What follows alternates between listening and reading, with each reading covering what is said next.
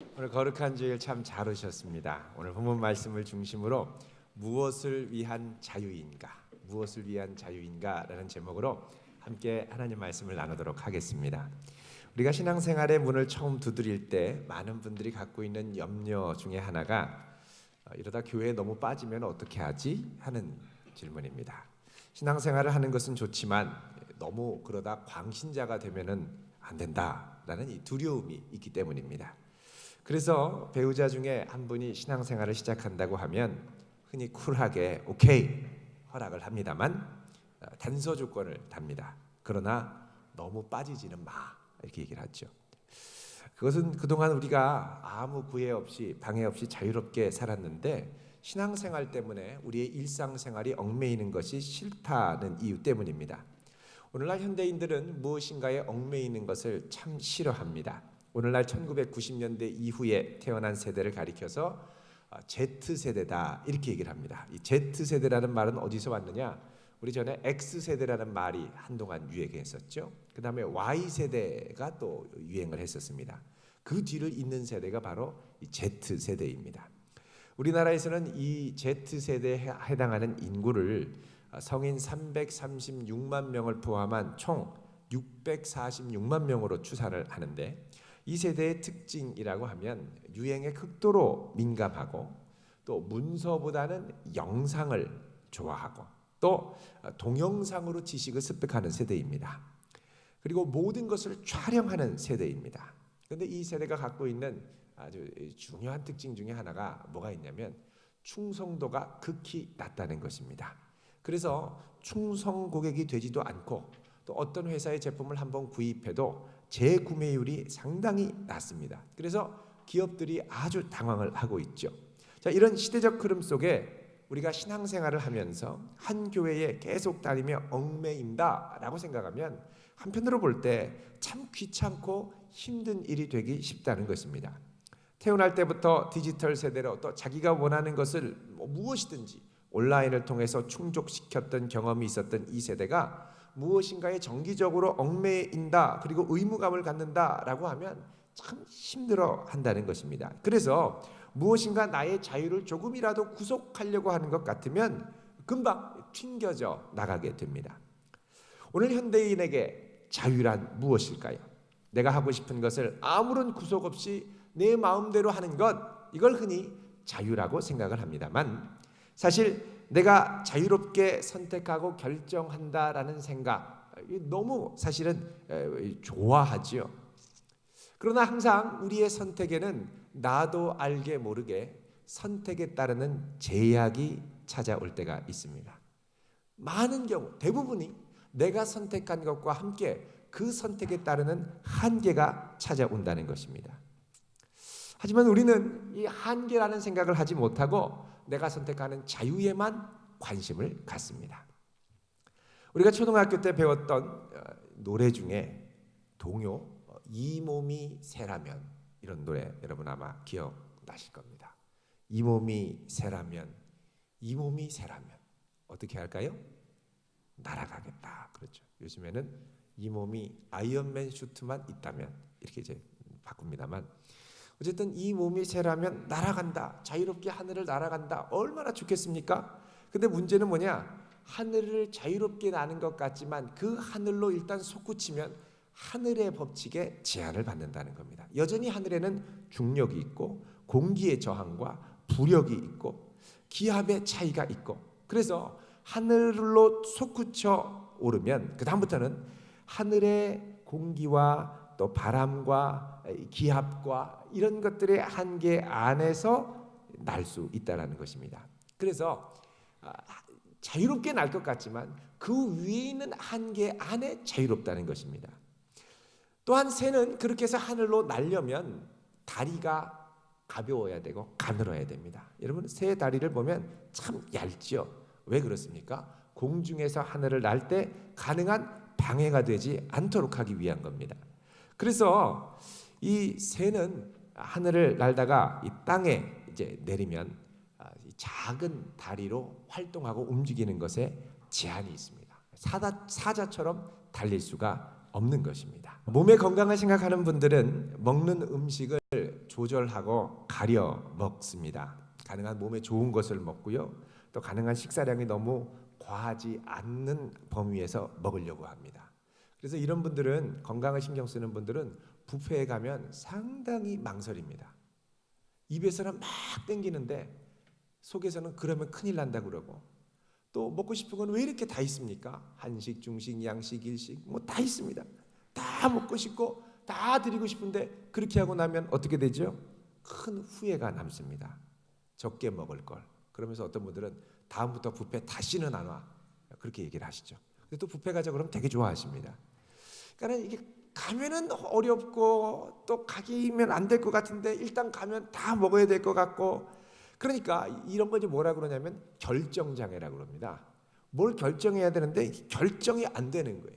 내가 자유롭게 선택할 수 있고 자유롭게 할 수 있을 것 같지만 자유롭게 하면 꼭 이게 어려움이 있다는 겁니다. 그러니까 건강을 내가 중요하게 생각하면 결국 나의 한계를 인정하고 포기하는 연습을 해야 한다는 것입니다.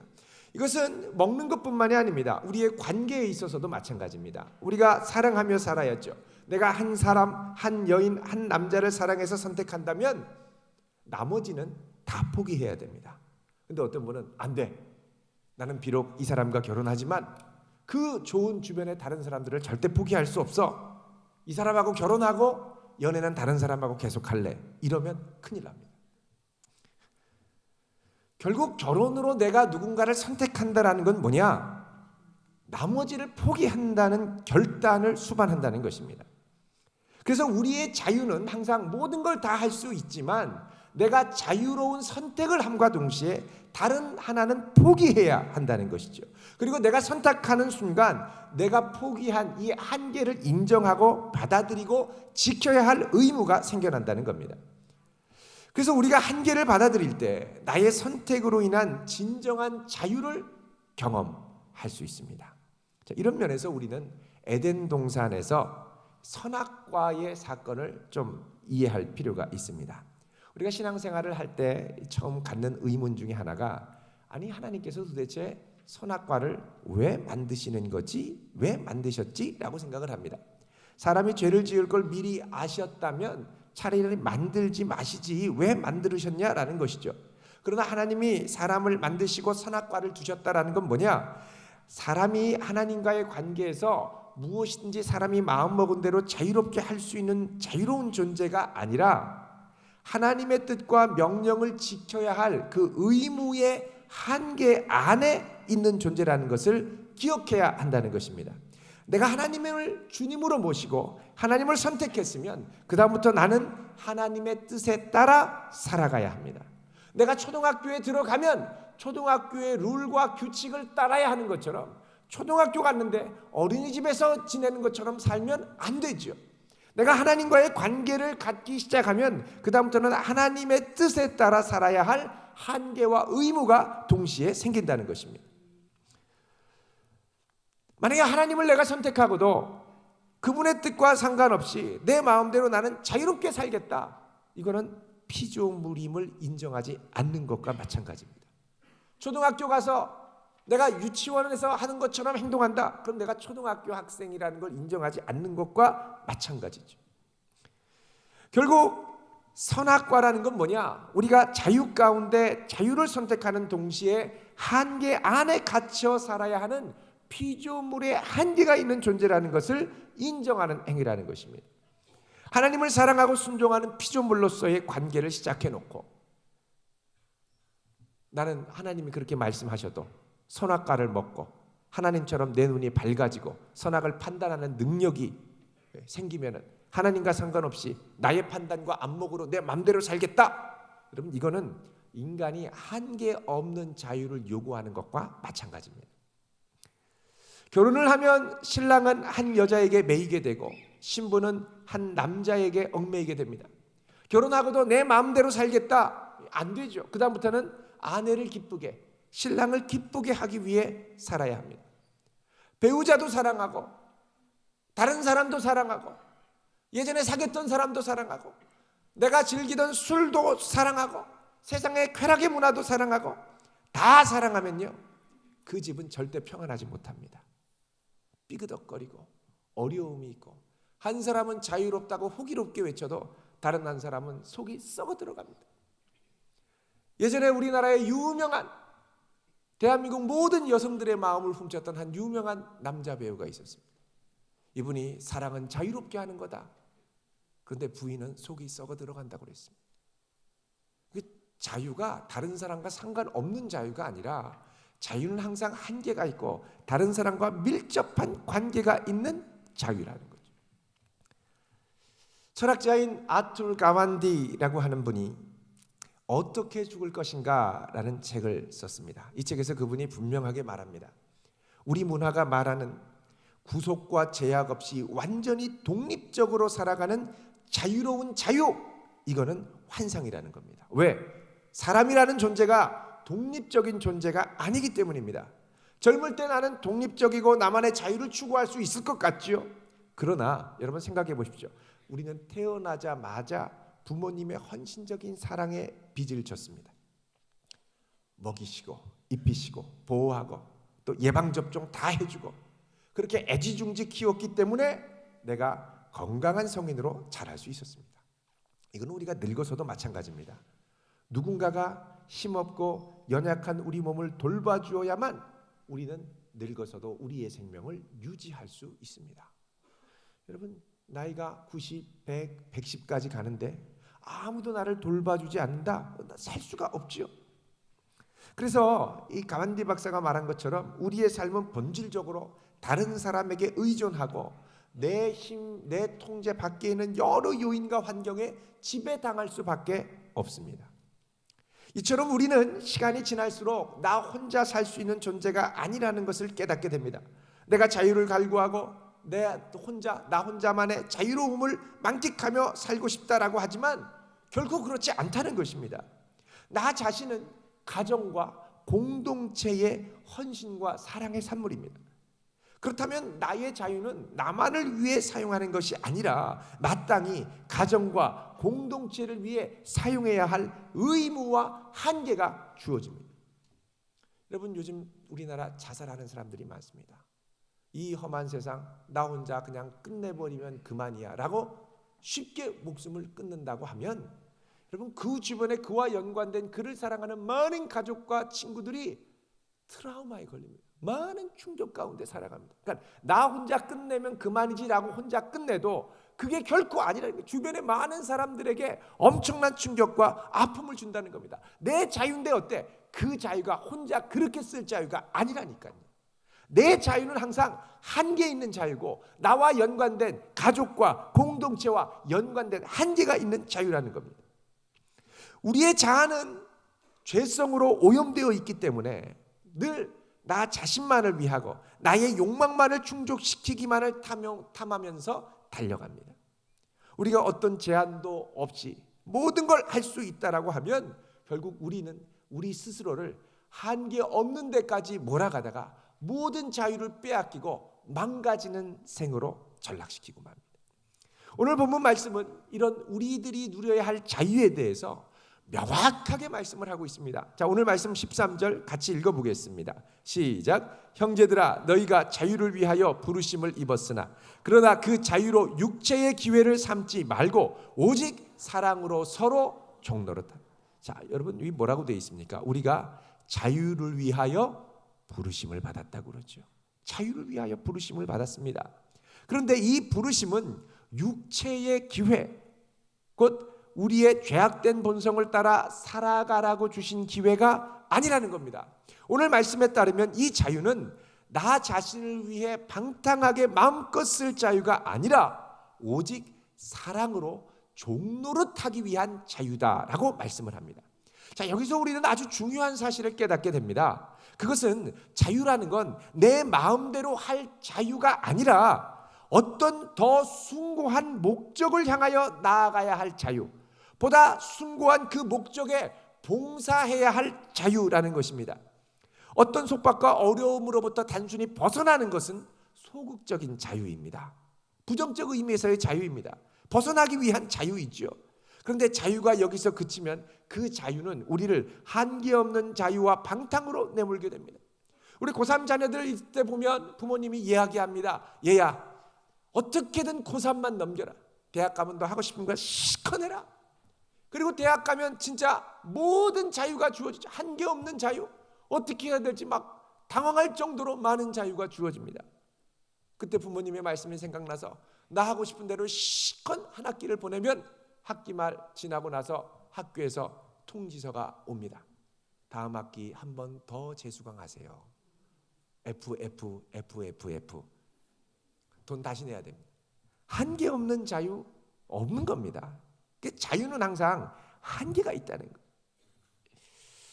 여러분, 우리에게 주어진 자유, 이 자유를 갖고 보다 숭고하고 아름다운 목적을 향하여 나아갈 수 있는 성도 될 수 있기를 바랍니다. 오늘 본문은 우리에게 주어진 이 자유가 육체의 기회, 그러니까 죄의 본성을 따라 사는 것이 아니라 오직 사랑으로 종노릇하기 위해 사용하라고 말씀합니다. 이것은 우리의 자유가 나 자신만 위해 사용하는 자유가 아니라 이웃과 공동체를 위해 더 큰 목적을 향하여 사용할 자유라는 것이죠. 조금 전에 소개해드렸던 이 아툴 가완디가 쓴 어떻게 죽을 것인가에 나오는 이야기입니다. 어떤 노인 요양병원에서 있었던 일입니다. 그 병원에 머무르는 어르신들이 요양병원에 아주 편안하게 있었죠. 좋은 시설, 좋은 밥, 또 좋은 잠자리. 그런데 이 요양병원에는 누구도 부인할 수 없는 세 가지 정신적 질병이 있었습니다. 그 뭐냐면 무료함, 외로움, 무력감이었습니다. 그런데 이 병원에 새로 입사한 사원이 하나 있었습니다. 어떻게 하면 이 무력하고 또 무기력해진 우울에 빠진 이분들에게 힘과 생기를 얻게 할 수 있을까? 그래서 아이디어를 낸 게 뭐냐? 병원에 개 2마리, 고양이 4마리, 그리고 인고 100마리를 드리기로 결정을 하고 배송을 주문했습니다. 미국에도 우리나라처럼 빠른 퀵 배송이 있죠. 배달원이 딱 주문을 넣자마자 얼마 지나지 않아서 인고 100마리를 요양병원에 가지고 왔습니다. 근데 배달원이 너무 바빠서 나 다음 배달 가야 되는데 이걸 어떻게 좀 어디다 놔주세요. 근데 이 3장이 도착하지 않은 거예요. 그래서 할 수 없이 방 하나에다가 인고 100마리를 다 풀어놓고 가버렸습니다. 난리가 난 거죠. 그리고 조금 있다 와서 고양이 4마리, 개 2마리 방에 다 풀어놨습니다. 막 멍멍 짖고 새들이 푸드덕거리고 날아다니고 야웅야웅거리고 개판, 고양이판, 새판이 다 된 거죠. 난리가 났습니다. 자, 이 와중에 이 어르신들의 변화가 시작이 됐습니다. 평소에 무기력하게 아무것도 하지 않던 노인들이 3장을 자발적으로 조립하기 시작하는 거예요. 3장이 나중에 도착했는데 이게 DIY, 스스로 조립하는 거거든요. 그러니까 노인들이 와서 조립하기 시작하는 거예요. 새들을 위해서. 저러다 새들 다 잡혀먹겠다 만든 거죠. 또 극도로 내성적이라서 말도 하지 않던 할머니가 내 커피를 인꼬한테 줘도 돼요? 라고 하면서 말을 하기 시작했습니다. 말도 않던 할머니가. 또 식사도 거부한 채로 우울증에 시달리면서 침대 밖으로 한 발짝도 나오지 않던 할아버지는 카운터에 와서 개를 산책시켜도 좀 되겠냐고 그러면서 침대 밖으로 기어나왔습니다. 여러분, 도대체 이게 어떻게 된 것일까요? 이 어르신들 마음 깊은 곳에는 한결같이 나 자신의 생명만이 아니라 내 생명을 넘어서 다른 생명에게 의미 있는 존재가 되고 싶은 열망이 있었던 겁니다. 더 놀라운 건 이 어르신들이 이렇게 짐승들을 위해서, 동물들을 위해서 막 움직이기 시작하니까 이분들에게 처방하던 약이 무려 60%나 비용이 감소하기 시작했습니다. 사망률도 15%나 감소했습니다. 그래서 이 어르신들의 인생이 그냥 편안히 있어야 행복한 게 아니라 자신의 희생과 헌신이 자기를 넘는 더 큰 대의를 추구하도록 할 때 의미를 갖고 행복하다는 것을 발견하게 됐습니다. 이거는 우리 사회에 있어서도 마찬가지입니다. 우리 사회가 건강하고 좋은 사회가 되려면 한 개인이 나 자신을 얼마나 다른 이들에게 내어주는 이타적인 행동을 자원하면서 살아갈 수 있느냐에 달려 있습니다. 정직하고 너그럽고 서로를 배려해주고 따뜻하게 관심을 가지고 도와주면 그만큼 살기 좋은 사회가 되지요. 그러나 이렇게 말하는 게 이렇게 하는 것이 내가 자유를 괜히 이렇게 뺏기는 것 같고 내 자유 시간에 괜히 이렇게 하는 게 의미 없는 것 같고 난 하기 싫은데 왜 꼭 이렇게 해야 되냐고 하면서 거부하고 서로에 대해 무관심하고 인사도 하지 않고, 그러면 우리 사회가 점점 서로에 대해 냉랭하고 살벌하고 무정하고 이기적인 사회로 바뀌게 됩니다. 우리는 좋은 교회를 만나기 원하고 좋은 교회에서 신앙생활 하기를 원합니다. 그래서 많은 교회를 찾고 또 좋은 교회를 찾기 위해 고민합니다. 여러분, 그런데 그 고민 못지않게 우리가 해야 될 고민은 내가 교회에 와서 어떻게 하면 좋은 교인이 될 수 있을까 하는 고민입니다. 다른 말로 하면 내게 주신 그리스도 안에서 내게 주신 자유로 나만을 위한 육체의 기회를 삼지 않고 기꺼이 서로를 위해 종로로 타는 데까지 나아가야 한다는 것입니다. 그래야 좋은 교회가 됩니다. 그러니까 내가 좋은 교회가 되고 내가 좋은 교인이 돼야 우리 교회가 좋은 교회가 될 수 있죠. 어제는 교회 대청소를 했습니다. 비가 새벽에 많이 내렸습니다. 근데 많은 분들이 나오셨어요. 누군가 나와서 하겠지. 내가 굳이 나갈 필요가 있어? 물론 오고 안 오는 거 자유지요. 근데 그 와중에 어떤 분은 아니야, 이건 내가 가야 될 일이야, 내가 동참해야 돼 라고 사명감을 갖고 나오신 분들이 많이 계시더라는 겁니다. 왜요? 내게 있는 자유를 나의 편안함과 안락함을 위해 사용하지 않고 기꺼이 서로를 섬기기 위해 사용했기 때문에 그렇습니다. 여러분, 우리 안에는 나만을 위한 이기적인 욕망, 나를 넘어서 이 성령의 종로로 타고자 하는 욕망, 이 두 가지가 항상 충돌하고 있습니다. 오늘 말씀 17절에 이렇게 말씀하죠. 읽습니다. 시작. 육체의 소욕은 성령을 거스르고 성령은 육체를 거스르나니 이 둘이 서로 대적함으로 너희가 원하는 것을 하지 못하게 하려 함이니라. 아멘. 자, 우리 안에 나만을 위해 살고 싶은 이기적인 욕망 그리고 성령의 소욕이 항상 충돌한다고 말씀합니다. 성경은 이렇게 자신의 육체만을 위해 살아가는 사람이 추구하는 것들이 무엇이냐? 이렇게 말씀합니다. 자, 19절에서 21절 읽습니다. 시작. 육체의 일은 분명하니 곧 음행과 더러운 것과 호색과 우상 숭배와 주술과 원수 맺는 것과 분쟁과 시기와 분냄과 당짓는 것과 분열함과 이단과 수기와 술취함과 방탕함과 또 그와 같은 것들이라. 전에 너희에게 경계한 것 같이 경계하노니 이런 일을 하는 자들은 하나님의 나라를 유업으로 받지 못할 것이요. 아멘. 자, 이러한 것들이 하나님의 나라를 유업으로 받지 못한다는 겁니다. 우리의 자신의 욕망만을 추구하다 보면 이런 것들에 탐닉하게 된다는 것이죠. 반면에 성령을 따라 기꺼이 사랑의 종로로 타려는 사람들에게는, 성도들에게는 이런 열매들이 맺힌다고 말씀합니다. 자, 22절 23절 같이 읽습니다. 시작. 오직 성령의 열매는 사랑과 희락과 화평과 오래 참음과 자비와 양성과 충성과 온유와 절제니 이 같은 것을 금지할 법이 없느니라. 자, 이 열매들 하나하나를 살펴보면 모두 이 관계에 대한 열매들입니다. 여러분, 사랑 서로 하는 겁니다. 나만 사랑하는 걸 나르시시즘이라고 그러죠. 우리말로 잡벅이라고 그럽니다. 자기한테 뿅 가는 거죠. 희락, 혼자 희희낙낙하면 미쳤다고 그럽니다. 실성했다고 그러죠. 서로를 위하여 기뻐하는 것, 이게 희락입니다. 화평, 내 마음만 평안하면 된가요? 다들 안절부절 못하는데요. 같이 평화를 이루어가는 게 화평입니다. 오래 참음, 사우나 가서 그 뜨거운 120도 온도에 꼭 참고 있는 거, 뜨거운 물 45도 되는 탕에 들어가서 혼자 꼭 참는 게 오래 참음의 열매가 아닙니다. 오래 참음은 서로의 관계 가운데 오래 참는 것이 성령의 열매입니다. 자비, 자기한테만 자비로워요. 다른 사람한테는 인색해요. 냉정해요. 아니죠. 관계 가운데 자비가 나타나야 됩니다. 그러니까 이런 것들이 다 혼자 맺는 열매가 아니라 서로의 관계 가운데 나 자신을 기꺼이 내어주고 희생할 때 맺을 수 있는 열매들이라는 것입니다. 더 나아가서 오늘 본문에는 이렇게 말씀을 합니다. 24절 읽습니다. 시작. 그리스도 예수의 사람들은 육체와 함께 그 정욕과 탐심을 십자가에 못 박았느니라. 아멘. 십자가에 못 박았다는 겁니다. 여러분, 우리가 이렇게 십자가에 못 박아야 할 이유가 무엇입니까? 그것은 성도가 더 이상 자기만을 위해 사는 존재가 아니기 때문입니다.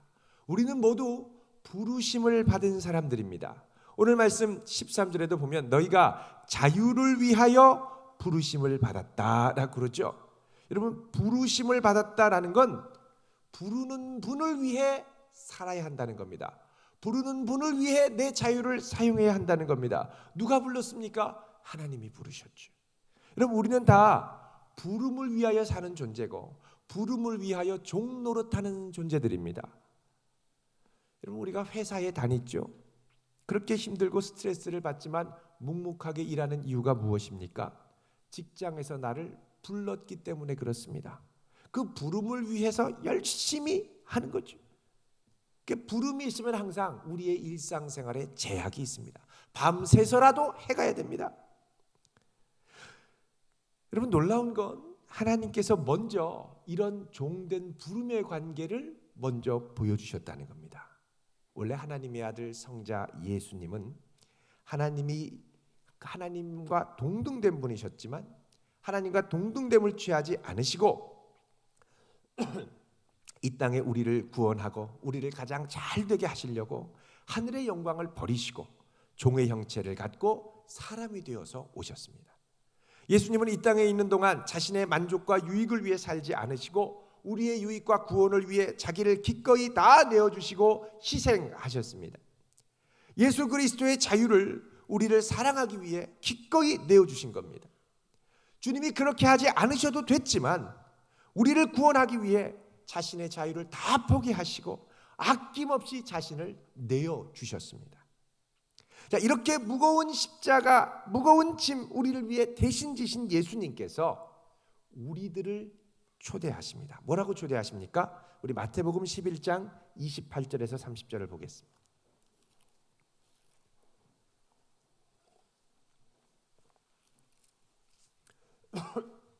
마태복음 11장 28절에서 30절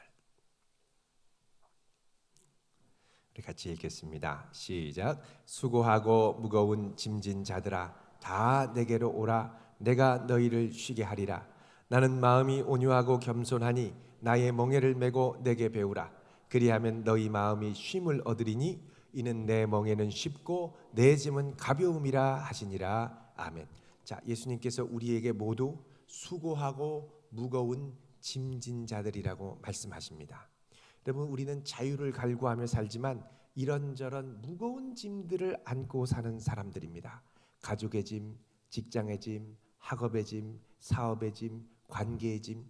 내가 자유롭게 선택했었을지라도 이 선택과 함께 부여되는 무거운 의무와 해야 할 것들이 있죠. 이게 해야만 하는 율법과 같은 기능으로 작동을 합니다. 이런 율법과 의무들이 우리에게 너무 무겁고 버겁게 주어졌다는 거예요.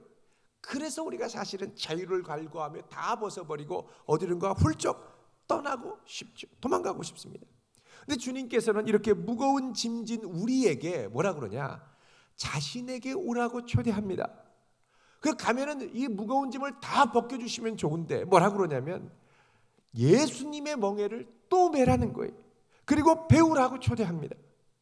아니, 지금껏도 무거워 죽겠는데 왜 예수님의 멍에를 맵니까? 여러분, 여기서 예수님의 멍에란 것이 무엇입니까? 그것은 우리가 예수님을 믿고 따르면서 주어지는 의무들을 말합니다. 아니, 내 멍에도 힘든데 어떻게 예수님의 멍에를 또 맵니까? 여러분, 이건 우리가 예수님을 믿으면서 하나님의 뜻대로 살아가기 위한 멍에들입니다. 여러분, 우리가 어린 자녀를 키우면서 우리는 인식하지 못하는 상태로 자녀들에게 많은 멍에를 메웁니다. 자, 아이들 조금 커서 아장아장 걸으면 절대 신호등을 빨간불에 건너지 못하게 합니다. 파란불에 건너야 되고 손 들고 건너야 돼. 집에 먹을 게 있다고 뭐든지 다 먹으면 안 됩니다. 고양이 사료 먹으면 안 됩니다. 고양이가 좋다고 뭐 고양이랑 같이 밥을 나눠 먹으면 안 되죠. 사람은 밥을 먹고 고양이는 고양이 사료를 먹어야 됩니다. 또 자동차를 타고 가는데 아빠가 운전하는 게 멋있어 보인다고 아이가 와가지고 차 버튼 시동 요즘에는 시동을 버튼 누르니까요. 버튼 시동 눌러서 시동 걸고 기아 레버 당기고 부릉부릉 하면서 차 가게 하면 큰일 납니다. 큰 사고 나죠. 절대 하면 안 돼라고 얘기를 해줘야죠. 이게 다 뭐냐? 자녀의 생명을 온전히 보존하기 위한 멍에들이라는 겁니다. 여러분 성경에 보면 우리가 하나님의 자녀로 지음받고 자녀답게 살기 위한 많은 멍에들, 매뉴얼들이 있습니다. 자, 예를 들어 성경에 분노와 원한을 품지 말라고 그러죠. 아니 저 인간 내가 꼴 보기 싫고 용서하기 싫다는데 왜 그러십니까? 내 인생 내 맘대로 살고 절대 내가 저 인간은 용서할 수 없어요. 그렇게 내가 마음 먹을 수 있지만, 그렇게 살 수 있지만, 그렇게 살다 보면 어떻게 되느냐? 내 마음이 너무 괴롭고 스트레스를 받아서 견디지를 못합니다. 몸이 망가지든 어디에 병이 나든 힘들어지게 되죠. 용서해야 내 마음이 평안을 얻고 삽니다. 자, 이런 것처럼 성경에 나온 여러 멍에들은 우리가 결국 하나님의 영광을 위해 살아가도록 주신 인생 사용 매뉴얼이라는 겁니다. 그리고 이 멍에를 제대로 알고 칠 때 우리는 궁극적인 자유를 경험하게 됩니다. 자, 선악과도 이런 면에서 일종의 멍에입니다. 하나님의 뜻 안에 하나님과 친밀한 창조주와 피조물로서의 관계를 누리면서 살기 위해서는 선악과를 따먹지 말고 하나님과의 관계를 잘 지켜가야 됩니다. 그런데 내가 이 모든 매뉴얼을 거부하고 내 마음대로 살래요 하고 나아가면 그 다음부터 우리의 인생이 비겁거리고 힘들게 되죠. 여러분, 우리는 우리의 짐이 무거울수록 버거울수록 이걸 빨리 벗어버리고 어디론가 훅 도망갈 생각을 하는 것이 아니라 무거울수록 그 짐을 가볍게 하기 위하여 주님의 멍에를 메어야 합니다. 그래서 지혜로운 사람은 바쁠수록 그 짐이 무거울수록 주님께 가까이 나아가 그 멍에를 기꺼이 메게 되는 것입니다. 하나님의 창조 매뉴얼에 따르면 우리는 누군가를 주인으로 모시고 살도록 지음받은 존재입니다. 그 주인을 섬기고 살도록 지음받았죠. 우리가 자유로운 존재인 것 같지만 우리는 종이 됨으로 진정한 자유를 경험하는 존재입니다. 내가 누구를 뜨겁게 사랑하고 내 마음대로 사랑하는 것 같죠. 그러나 사랑하면서부터 나는 그의 포로이자 종이 됩니다. 우리가 하나님의 형상대로 지어졌기 때문에 인간은 하나님을 참된 주인으로 모시고 살 때 진정한 자유를 경험할 수 있습니다. 여러분, 나는 하나님을 향한 멍에를 메고 있습니까? 아니면 부담스러워서 어떻게든 이것조차 벗어 던지고 도망 다니려고 하고 있지 않습니까?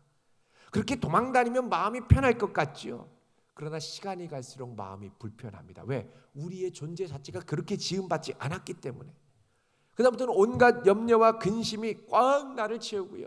주님을 떠나서 내 삶에 또 내 마음에 내 육신에 여러 곳에 고장의 증상들이 나타납니다.